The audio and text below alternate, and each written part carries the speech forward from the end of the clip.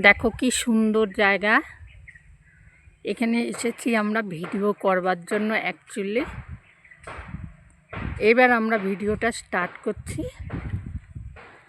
শুধু আম বাগান সব, আর এখানে আমের সময়ও আসবো আম কুড়ানোর জন্য, কিন্তু এখানে ভূতও আছে জানো তো, এটা ভূতের জায়গা।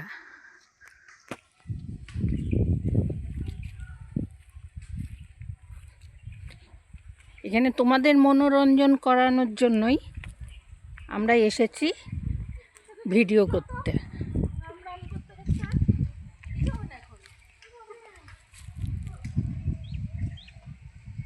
অপূর্ব অপূর্ব অপূর্ব।